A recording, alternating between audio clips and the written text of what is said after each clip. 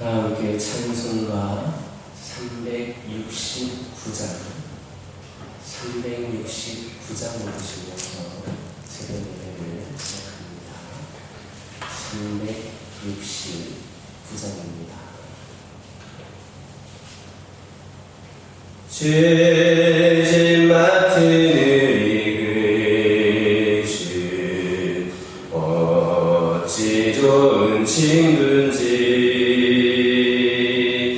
걱정 근심 누구인지 우리 주께 맡기세. 주께 고함 없는 고로 보게 받지 못하네. 사람들이 어찌하여 아뢰지를 모를까. 시험 걱정 모든 괴로움 없는 사람 누군가. 그지없이 낙심 말고 기도드려 아뢰세. 이런 진실하신 주님을 찾아볼 수 있을까. 우리 약함하시오니 어찌 아니하릴까. 근심 걱정 무거운지 아니진 자 누군가. 흔한 천인 우리 예수 주께 기도드리세.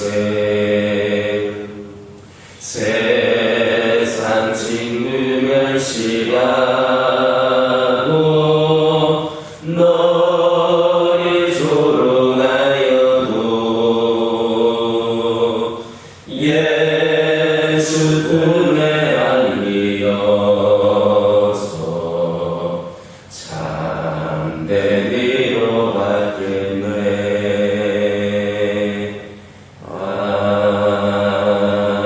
아멘. 사도신경으로 신앙 고백하십니다.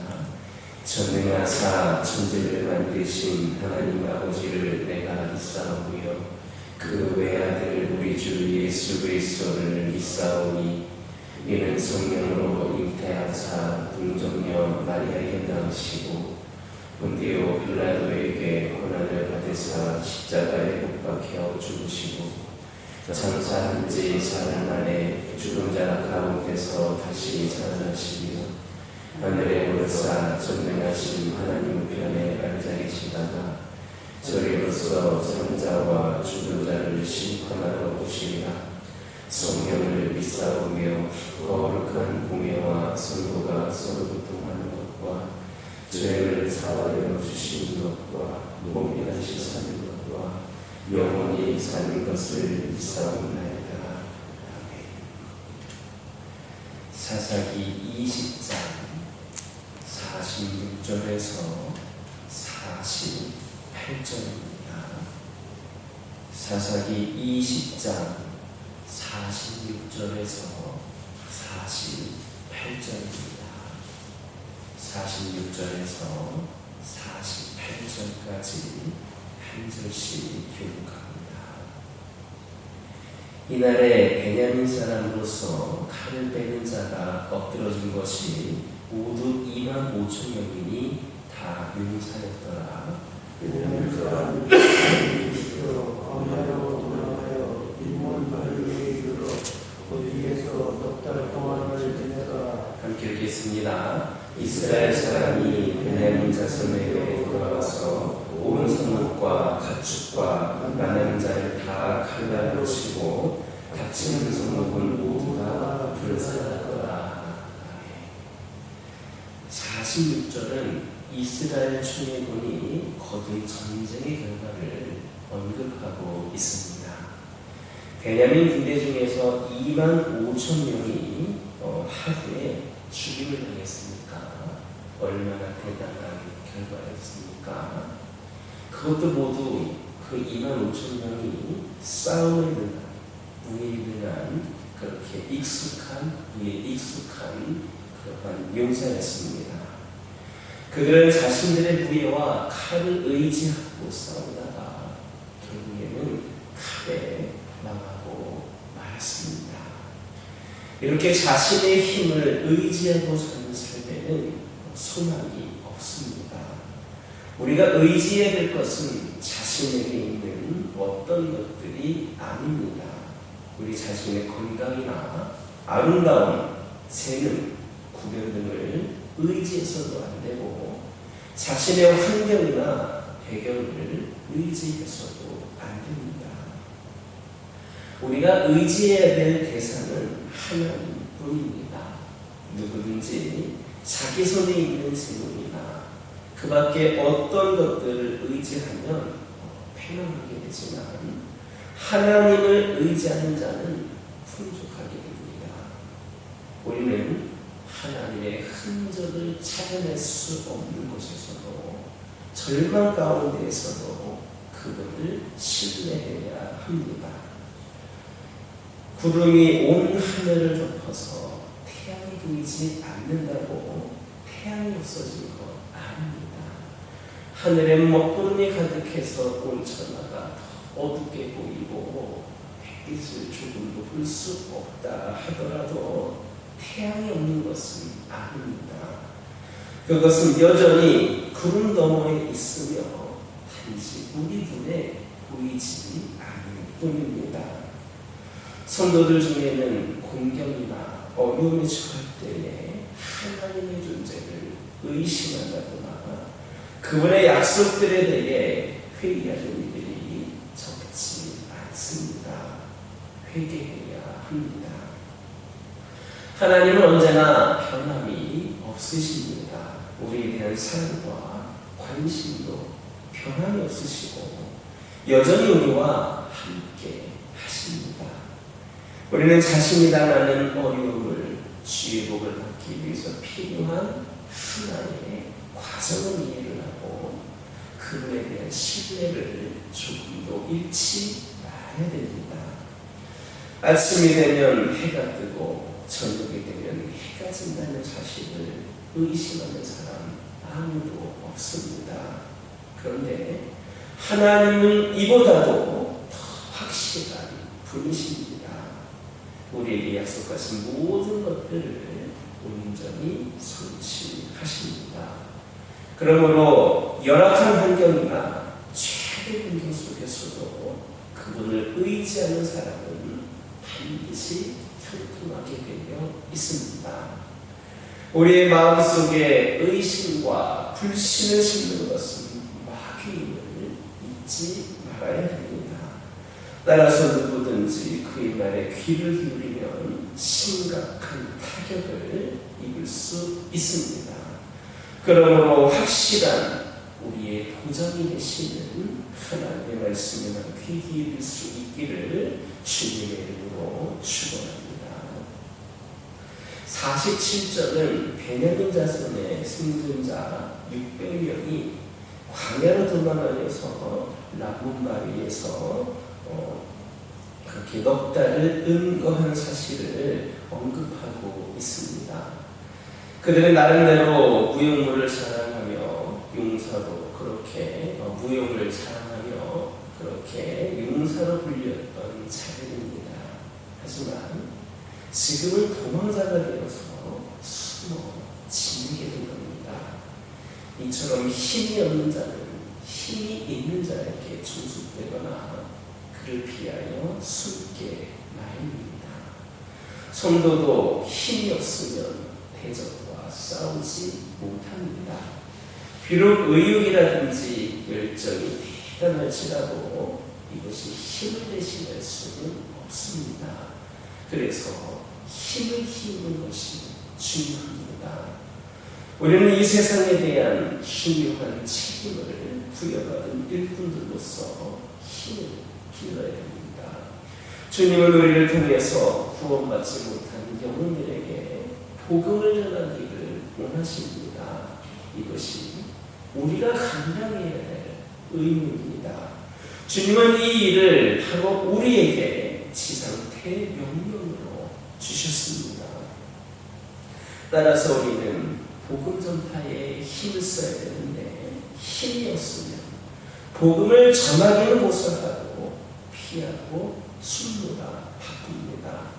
마귀는 우리가 편하게 복음을 전하도록 내버려 두지 않고 끊임없이 우리를 방해하기 때문에 힘을 갖추지 못한 사람들은 이 일을 효과적으로 수행하기가 어렵습니다. 실제로 성도들 가운데에 적지 않은 수의 사람들이 자기가 그리스도인을 숨기려고 합니다. 교회에 왔을 때는 신앙생활을 열심히 하는지는 모르겠지만 내가 세상에 나아가서는 그리스도인을 숨기려고 합니다. 그 이유가 뭡니까? 그리스도인으로서의 능력을 갖추지 못했기 때문입니다. 힘이 없으므로 나를 세상에 당당하게 드러내지를 못하고 숨으려고 드는 겁니다. 성령이 충만하여서 능력을 소유한 성도는 언제 어디서라도 자기가 성도임을 밝히 드러냅니다. 그리스도만이 증인인 자신의 책임, 그리스도의 증인인 자신의 책임을 다하기 위해서입니다. 우리는 이 세상에서 숨지 말고 담대히 행하며 하나님께서 주신 사명을 잘 감당하려고 하면 능력을 받아야 됩니다. 마귀를 대적하여서 물리칠 수 있는 능력, 성령의 충만이 있어야 우리의 책임을 다하고 주님 앞에서는 칭찬을 받을 수 있습니다. 마귀는 성령이 충만한 성도 앞에서는 더 이상 자신의 그 광대 노력을 하지 못하게 되어 있습니다. 이를 깨닫고 세상에서 사명을 감당하기 위하여 능력받는 삶을 사는 우리 모두가 되기를 주님의 이름으로 축원합니다. 48절은 이스라엘 총회군이 베냐민 군대를 괴멸시킨 후에 이 베냐민 자손들이 거하는 성읍에 들어가서 닥치는 대로 사람들을 죽이고 이 성읍을 불사는 사실을 언급하고 있습니다. 더 이상 항거할 수 없을 만큼 그 군대가 괴멸했음에도 불구하고 그들은 칼을 거두지를 않았습니다. 성읍 사람들을 그렇게 사냥을 한 겁니다. 이스라엘 총회군의 이와 같은 행위는 베냐민 자손이 그들의 형제임을 망각하고 단순히 분노의 감정을 사귀지 못한 일종의 분풀이로서의 잔인하기 그지없는 그러한 행위였습니다. 우리는 여기에서 힘에 올바른 삶에 대해서 생각을 해보아야 합니다. 힘이라고 하는 것은 잘 쓰면 복이지만 잘못 사용하면 화가 됩니다. 그래서 힘을 우리가 가지는 것보다 쓰는 것이 더 중요합니다. 힘을 가진 많은 사람이 실패하게 되는 가장 큰 이유는 이것을 사용하는 방법을 잘 모르기 때문입니다. 힘은 긍휼과 동행해야 합당하게 쓰여집니다. 셰익스피어라고 하는 사람은 긍휼은 왕관 이상으로 존귀하다 했습니다.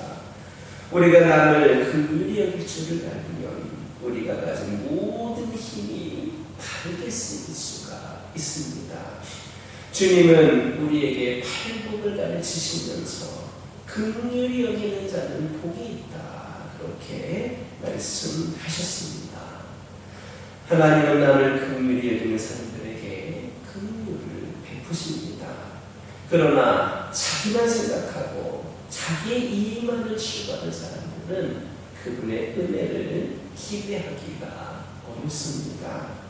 심지어 야고보서 2장 13절을 보면 어떤 말씀이 있느냐? 긍휼이 행하지 않는 자들에 대해서 긍휼 없는 심판을 받는다. 긍휼을 행하지 않는 사람들에게 긍휼 없는 심판을 받는다. 그렇게 경고하고 있습니다. 그러므로 우리는 자신에게 있는 모든 힘이 긍휼과 동행하도록 해야 됩니다. 그래야 힘을 잘못 쓰는 일이 없게 되기 때문입니다.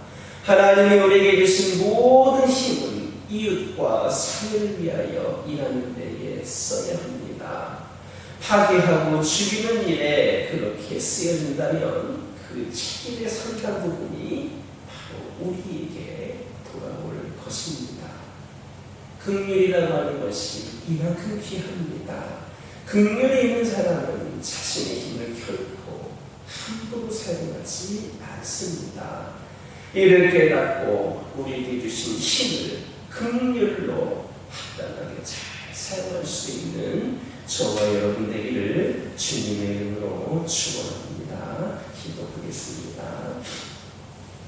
사랑의 하나님, 이 시간 간절히 기도드리기를 원합니다.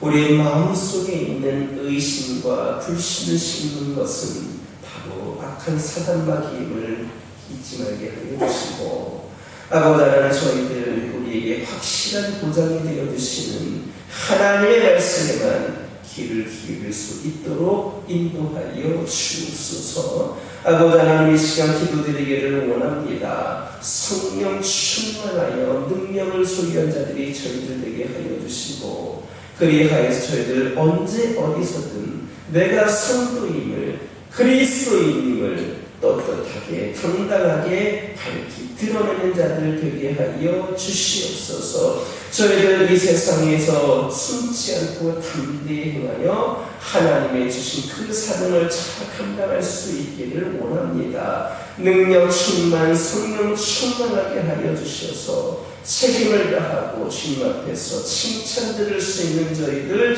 되게 하여 주시옵소서. 아버지 하나님, 이 시간 기도드리기를 원합니다. 우리에게 주신 힘은 긍휼과 동행해야 합당하게 쓰인다 말씀하여 주셨습니다. 아버지 하나님, 저희들 우리가 긍휼한 마음으로 이 힘을 사용함으로 말미암아 우리 하나님으로부터 또 긍휼하심의 은혜를 경험할 수 있도록 인도하여 주옵소서. 우리에게 주어진 모든 것들, 이웃과 사회와 교회를 위하여, 하나님 나라를 위하여 쓰임받게 하여 주시고, 아버지 하나님, 이를 통하여서 저희들 하나님께서 주신 모든 것들을 지혜롭게 합당하게 사용할 수 있는 저희들이 되게 하여 주옵소서. 아버지 하나님, 이 시간 간절히 기도드리기를 원합니다. 저희 가정들과 함께 하여 주시고, 우리 가정들 한 해 동안 지켜주신 은혜에 늘 감사하며 앞으로도 부어줄 은혜를 기대하며 힘을 얻어서 믿음의 가정으로서의 귀한 삶을 살아가기를 원합니다. 아버지 하나님께서 은혜를 더하여 주셔서 각 가정에 풍성한 열매를 맺을 수 있도록 축복하여 주시고, 특별히 아버지 하나님, 올 한 해를 시작하면서 계획했던 것들, 결단했던 것들, 우리 가정들의 기도 제목들 모두가 다 응답되어지는 역사가 있게 하여 주옵소서. 환우들과 함께 하여 주시고, 특별히 오랜 시간 동안 투병 가운데 있던 영혼들에게 영과 육에 아버지 하나님 강건함을 허락하여 주시고, 온전한 치유를 허락하여 주셔서 이제 아버지 하나님, 신의 연약함이 존재를 짓고 아버지 하나님, 새로운 능력과 새로운 은혜로 새 삶을 살아가는 가운데에 귀한 사명 감당하는 영혼들 되게 하여 주옵소서. 육신이 연약한 자들에게 머리끝부터 발끝까지 치료의 영이 임하게 하여 주시고 예수의 능력으로 아버지 하나님 온전히 치유될 수 있도록 아버지 하나님 함께하여 주옵소서. 아버지 하나님 여러 가지 상황과 형편들로 인하여서 주님을 잠시 외면했던 자들, 주님 곁을 떠나 있던 자들, 그 이로 인하여서 믿음이 아버지 하나님 추락을 하고 아버지 하나님 시험 가운데 살아가고 있는 영혼들, 이들을 긍휼히 여겨주셔서 삶의 우선순위가 하나님으로 변화되게 하여 주시고 그들 모두도 하나님의 귀한 백성들이여 다시금 은혜로 주의 사랑으로 아버지 하나님 그들이 깊은 은혜 가운데에 하나님을 위하여 귀하게 아버지 하나님 삶을 살아가는 영혼들로 다시금 세워지게 하여 주옵소서.